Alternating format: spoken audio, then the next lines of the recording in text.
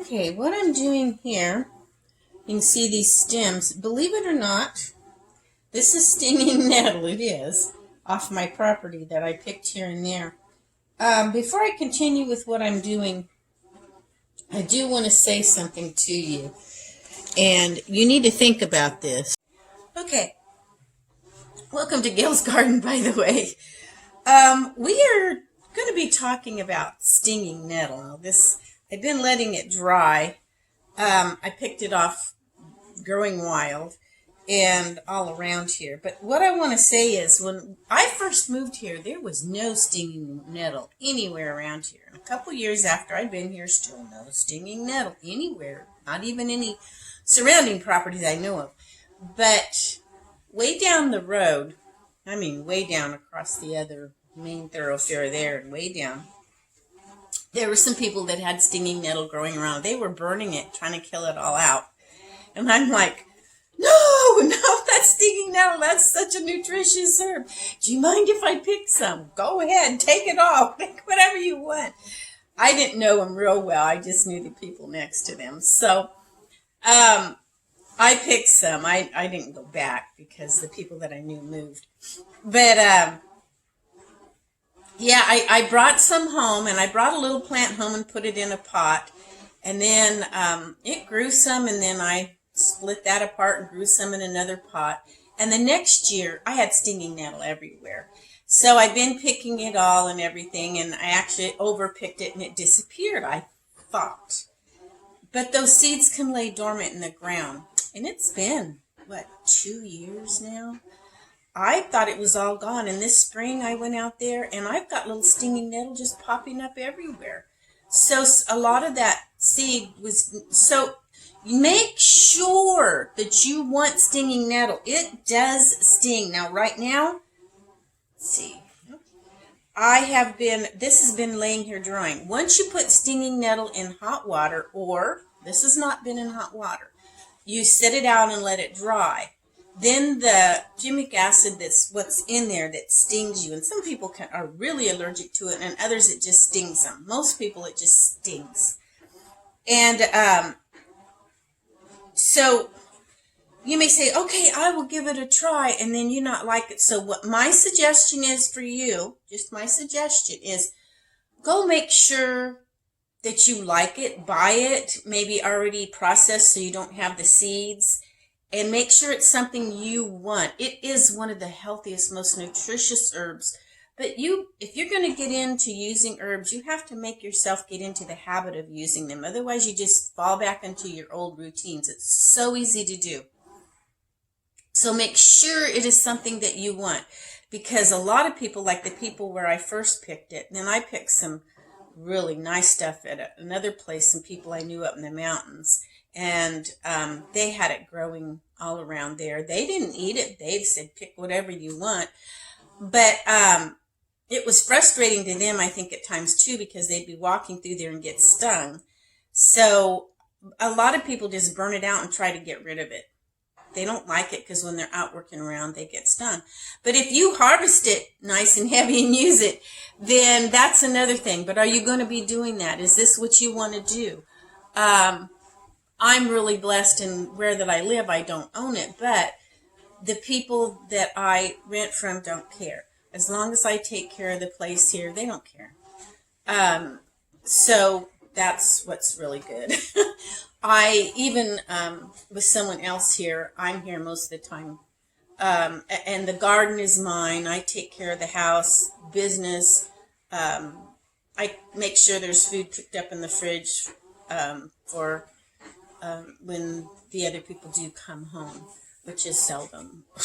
But anyway, I'm trying not to say names or anything because other people don't like, they don't want anything to do with the video. They don't care what I do personally, but they don't want to be anything to do with my videos. So, matter of fact, I had someone on my video and they got kind of upset at me. So I try to be very careful about that. But no, I don't own my own property, but I am blessed in that I can do pretty much what I want. The only thing is, it's really hard when you don't own it because you never know when you might have to go when situations change. And for a long time, I didn't do anything. I was just so careful. I mean, I did a few things, but I wouldn't do this. I didn't want to plant anything in the ground that was permanent because I was thinking I might have to go. And it still might happen, but now I've been here, 5 years? And I haven't had to go.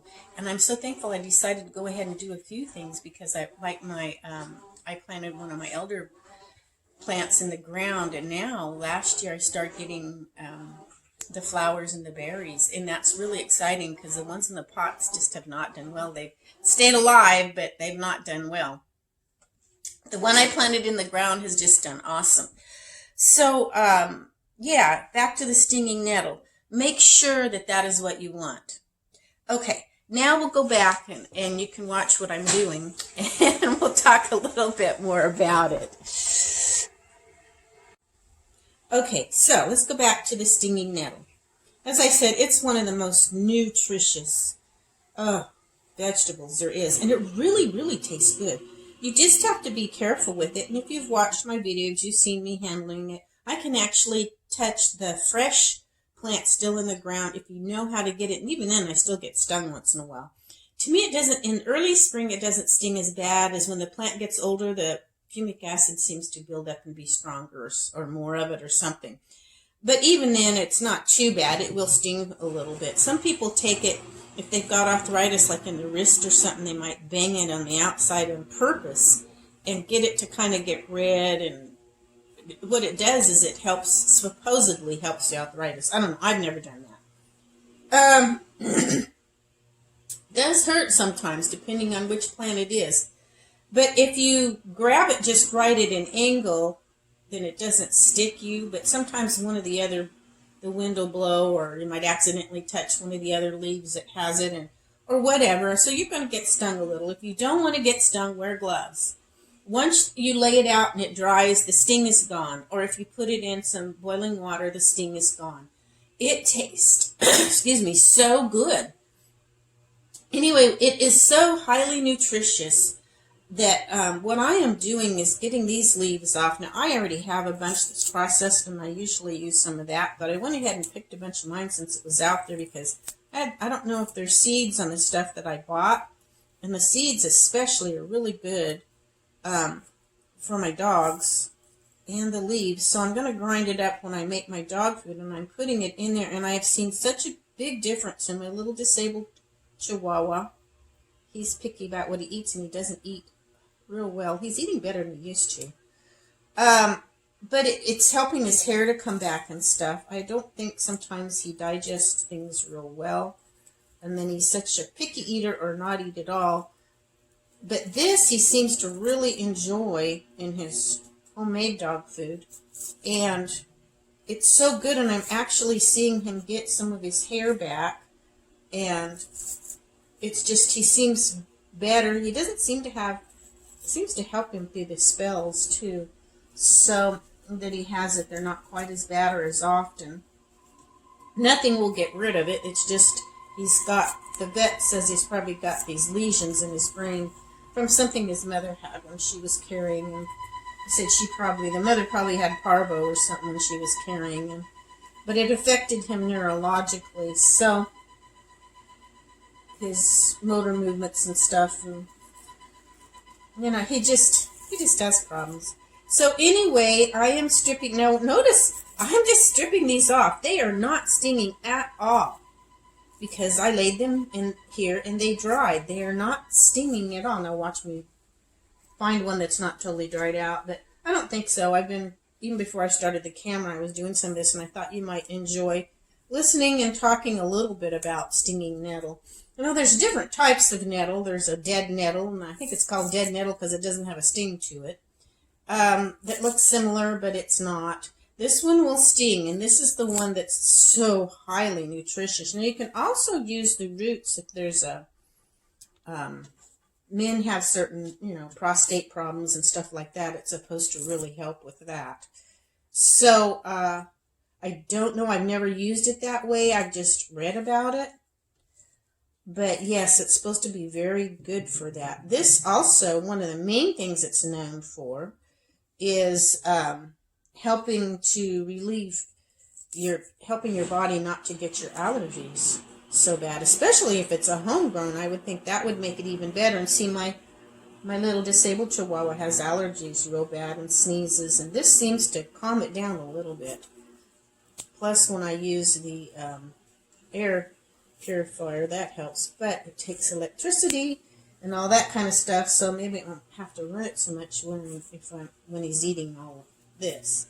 So there we go. I think that's just a piece of grass. I don't want that. Here's another little one. Okay, I'm going to run it through my bullet, powder it up, and put it in my dog food that I'm making for them. Just a few things about stinging nettle. It really is a wonderful food. I love it fresh. We don't get a lot of rain here, hardly any at all lately. And I think areas that get more rain, it grows bigger and more vigorous and all of that. I've been picking this just growing up wild around the property. But there's not a whole lot of it. I don't want to pick it all. I want it to come back. Maybe it'll grow a little more, but it'll be gone pretty soon because there won't be any water. And it's not been real big, but sometimes when it grows like that, the leaves themselves are more nutritious and more potent. If they have loads and loads of water, they get great big leaves and really nice, but I'm sure they still have lots of vitamins and minerals. But I have heard some of the ones that struggle like that, the few leaves they put out, though they're not big, are really potent. So either way, you're going to have a benefit from it. Stinging nettle is great, but some people don't want to deal with it. They don't want it on their property because it's stingy, especially if little kids and they run through it and they're crying and screaming and, they don't know, or whatever. Or you when you're trying to work. Me, I keep it cut down enough, I don't mind, and it doesn't grow so vigorous here because we don't have a lot of rain here.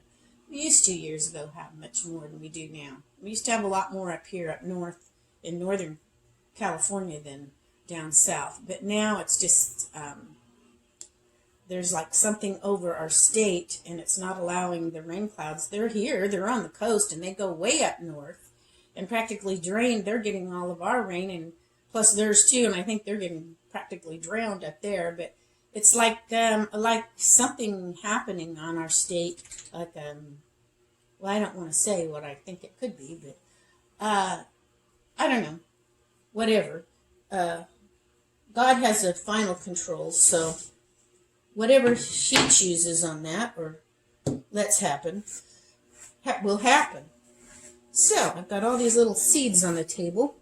I think I'll wipe them up and put them in here and finish up my dog food before I get myself in trouble on my channel here saying something I shouldn't say. I have to be so careful. And sometimes it's just innocent. It's not anything in particular, but you just need to be careful what you say. And I want to share all that with you. So don't forget to give me a thumbs up. And we will catch you all next time.